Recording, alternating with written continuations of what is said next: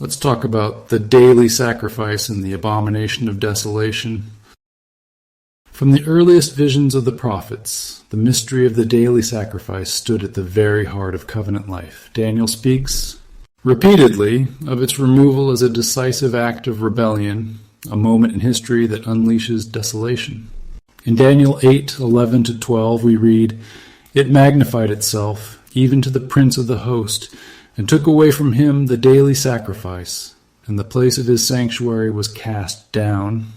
Because of transgression, the host was given over together with the daily sacrifice, and truth was cast to the ground." The prophet sees a time when the continual offering ceases, not because God has withdrawn his mercy, but because the adversary rises up to silence it. This mystery is bound to the hidden ministry of the daughter, Messiah She, on earth. If the Son accomplished once for all the atoning sacrifice through his blood, then the daughter embodies the continual sanctification, the cleansing fountain, the unbroken intercession of living water, of living.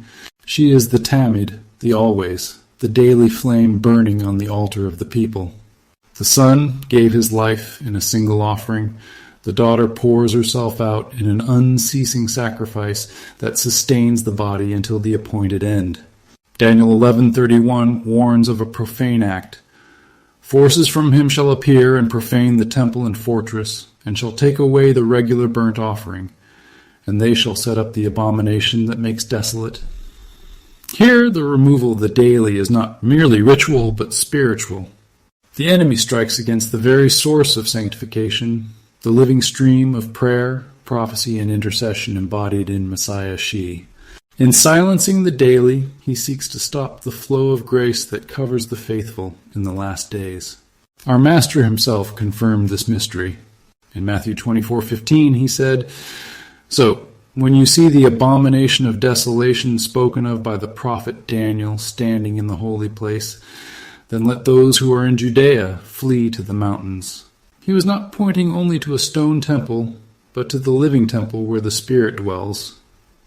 Messiah She, hidden in flesh, is that sanctuary on earth, and when the adversary rises to silence her voice, then the time of tribulation is unleashed.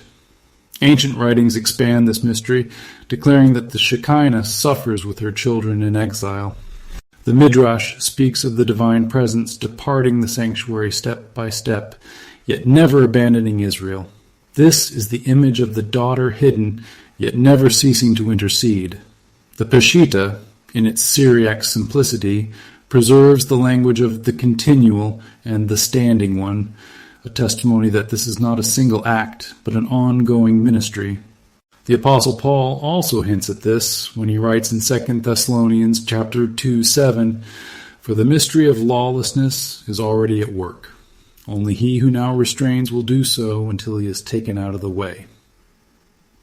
Many ancient commentators viewed this as a restraining presence, holding back full rebellion until the appointed time. Who is this restrainer but the daughter, the daily sacrifice, interceding and standing between heaven and earth? When her hidden ministry is hindered, when the enemy seeks to remove her from her post, then the abomination stands revealed. The book of Hebrews gives us further insight. In Hebrews 7:25 it says, "He is able to save to the uttermost those who draw near to God through him, since he always lives to make intercession for them. But intercession is not his alone. The Spirit, too, intercedes with groanings too deep for words." Romans 8:26. The Spirit, the Shekinah, the daughter, is the daily intercessor, the continual prayer rising from the altar of her heart. To remove her would be to silence the very groan of creation waiting for redemption. Revelation unveils the cosmic dimension of this war. In Revelation 12, the dragon rages against the woman seeking to devour her child. Cast from heaven, he wages war on those who keep the testimony. His strategy has always been the same: cut off the flow of intercession, stop the daily sacrifice, and thus bring desolation upon the earth. Yet his rage reveals his defeat, for the sanctuary of God is not abandoned, and the daughter's hidden ministry cannot be extinguished. The abomination of desolation, then, is more than a statue or a profane act in a temple made with hands. It is the attempt of the adversary to exalt himself over the sanctuary of God, to remove the continual intercession of the daughter, and to enthrone desolation in the place of living water. But the faithful will recognize the signs, and though the daily be threatened, they will cling to the fountain that never runs dry. Thus, the vision of Daniel meets the reality of our time. The daily sacrifice is Messiah she-hidden, suffering, interceding, pouring herself out for the sanctification of her people.